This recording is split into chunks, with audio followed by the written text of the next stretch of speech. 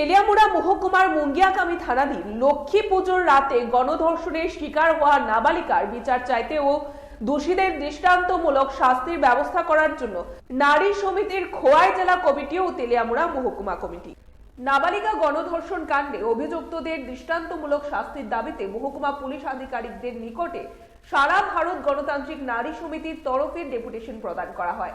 প্রতিনিধি দলে ছিলেন নারী নেত্রী গায়ত্রী দত্ত, সন্ধ্যা রায়, রীতা দেব ও গৌরী ভট্টাচার্য।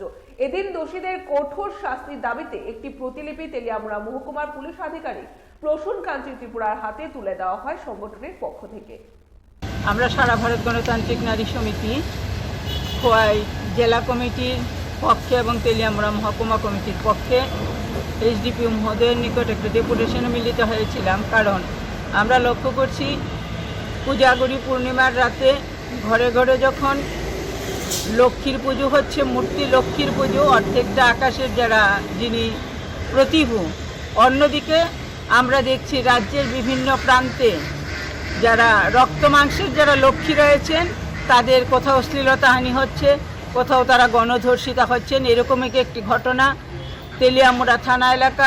তেলিয়ামুড়া মহকুমার মুঙ্গিয়াকামী থানা এলাকার রঙ্গিটিলায় এক নাবালিকা তার দুই বান্ধবী এবং বন্ধুদের সঙ্গে লক্ষ্মী পুজোর প্রসাদ খেতে বেরিয়েছিলেন।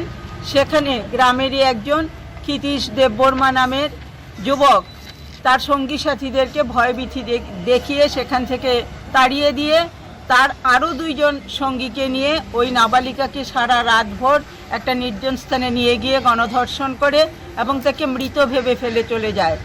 পরদিন সকালে নাবালিকা কোনো রকমে বাড়িতে এসে তার অভিভাবককে জানানোর পর মুঙ্গিয়াকামী থানায় মামলা দায়ের করা হয়েছে। আসামি গ্রেপ্তার হয়েছে, কিন্তু আসামি গ্রেপ্তার হলেও আসামিদের দৃষ্টান্তমূলক শাস্তির দাবিতেই আমরা আজকে এই ডেপুটেশনে মিলিত হয়েছি। Bureau report, Tripura news 8।